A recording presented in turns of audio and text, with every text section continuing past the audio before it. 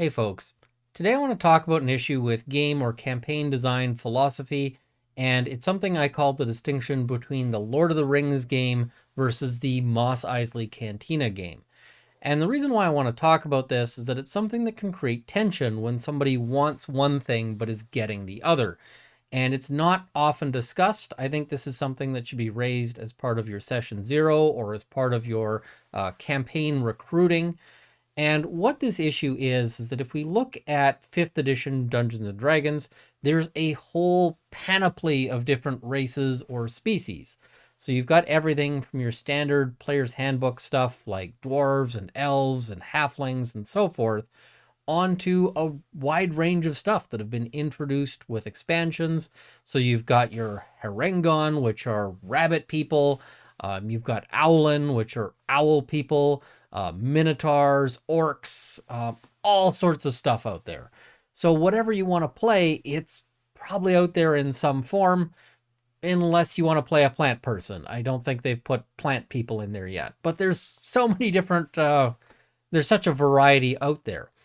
And so what you'll see is kind of a divergence of philosophies. And when I talk about the Lord of the Rings style, when you look at the Lord of the Rings books and movies, there's a pretty limited sort of subset of species that are actually kind of active on the heroic side. I mean, on the enemy side, you've got sort of orcs and all of this other stuff. But, in terms of what might actually be a player character, if you were playing Lord of the Rings as a game, you've got, your humans, your elves, your dwarves, and each of these is set up with kind of a rich backstory. In the course of the Lord of the Rings, they go to elven lands, and you can see how distinct they are from when they go and explore the dwarven mines.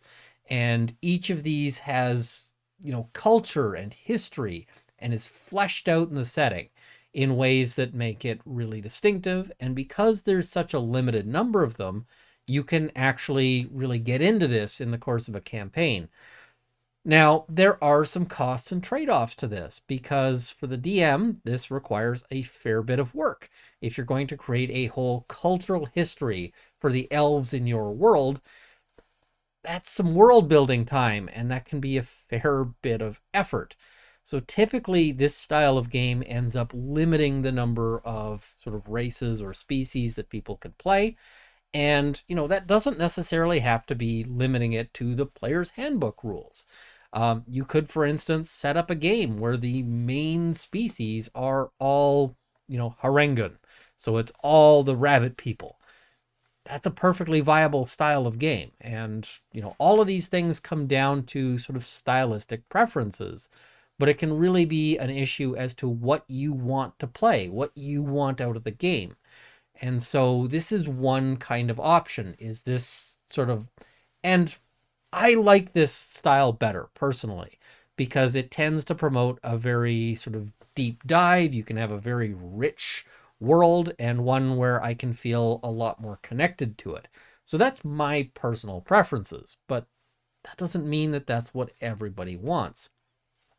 The other style is what I call the Mos Eisley Cantina style, and this is based on the scene from Star Wars, where they're wandering into the Mos Eisley Cantina, and you see this huge collection of different kinds of people. And ultimately, you have no idea who any of these people are or what they're about. Say, this guy. I'm sure there's some rich lore about this, probably this guy specifically, but also, his people and so forth. I have no idea. And when I watched the movie, I came away with no idea. And quite frankly, in the average game, you're probably not going to find out much about this, because even though the DM might be trying their best to create lore for all of these different, nobody's hearing it, nobody's reading it, and the DM probably can't keep up. Sometimes people try to create a compromise sort of system where you'll have, you can pick anything you want in character creation, and then the DM creates a rich lore for whatever the players pick up. And this can work. The problem comes up when you get character swapping. So when the guy who's playing the Owlin falls in a pit somehow and dies, And I say somehow because Alan can fly, but you know, that character gets killed and then he comes back as a lizard person. And now the DM has to suddenly create this rich backstory for lizard people and somehow simultaneously explain how everybody would know about the lizard people culture, and yet they didn't know about it until 5 minutes ago. Now, the one real advantage of the Mos Eisley Cantina style is that it provides for a great range of player choice. It really does not curtail player choices, and if you've got a really good DM, they can kind of smooth over the issues with it. This is something that is really hard, and most games I've seen, DMs have thought they were doing a better job of it than they were. I don't think I am skilled enough to do that. What I personally end up with when I'm running a Mos Eisley Cantina style world is a world where you can be any kind of funny looking human you want. And really, at the end of the day, everyone is going to be just a funny looking human. There's not going to be a whole lot of cultural distinctions, and everywhere will be kind of a mix of everything. Because especially when you start dealing with, sort of monstrous races, if somebody wants to play an orc or a kobold or a goblin or something, then you have to somehow have a world where that kobold can walk up in the bar and just order a beer and nobody's particularly fussed about it. The alternative, of course, is that you play a world where that kobold walks into a bar and it immediately turns into combat, and that tends to be a game that's not a whole lot of fun for everybody. So the reason why this creates tension is you'll get people who sit down at a Mos Eisley Cantina game and they really want that deep immersion, and that can be something that they find sort of stressful. They say, why isn't this being played up? I have all this stuff about, my character's cultural background in his, personal background, and it's really not coming up. And then when it does, it kind of falls flat with the other players because you have to actually stop and explain the cultural milieu of that group that nobody really understands or is familiar with, because you just can't do that for 60 different kinds of people. So that, is one sort of source of tension that you'll see in these games. The other one that'll come up is people who sit down at the Lord of the Rings style game and then they want to shoehorn something in to sort of create more of the Mos Eisley Cantina freedom. So they'll say, okay, we're playing, this Lord of the Rings style adventure, and we've got, Frodo, and we've got Aragorn, and now I want to play an orc. And how does this orc suddenly fit in? How do you suddenly say that this orc is going to be accepted when he goes to the, the towns? This can create some real friction. You can get people who will say, well, why can't I play this thing that I want? And so sometimes this requires the DM saying, listen, this is the game we're playing. This is what we're doing. And, it's kind of a, sorry, this is a Wendy's.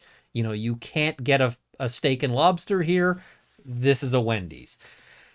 This, and I think a better understanding of what people are trying to do with their games and what choices they're making, and better communication at the table helps to solve a lot of these issues. I've seen groups that have been sort of greatly dysfunctional, and where you can possibly sort things out by just talking about those design philosophies. And once everybody settles on a choice and understands why that choice is being made, you tend to get less issues. So in my experience, as I said, I prefer running the Lord of the Rings style game. And I find that when I advertise and make that clear and explain also why it's clear, I get less issues with people who want to sort of break out of those rules. And similarly, if I'm running the Mos Eisley Cantina style game and I get somebody who very clearly wants the Lord of the Rings style experience, I can say, listen, that's really not what we're doing here, and you're going to be unsatisfied with that. So let's either sort of adjust your expectations for where we're going in this game, or else find a different game. And I know that can sound a little harsh, but sometimes find a different game is the right answer. Not every game is going to work for everybody, and even groups of friends may not, come to an agreement. If I've got, if I'm going out for dinner with a bunch of my friends, sure, a bunch of us might want to go to the steakhouse, but the vegan friend may not want to join us at the steakhouse and might instead be perfectly happy to join us when we're instead going to the vegetarian restaurant or an option that has, or a restaurant that has those options. So all of this is matters of taste, but it can really be important to be clear about what you're doing. So let me know in the comments below if this is something you found helpful or a novel approach, or if you disagree with me, because quite frankly, I think disagreement is an important part of coming to better ideas and better understanding of this. So thank you guys for watching. I really hope that this was useful, and happy gaming.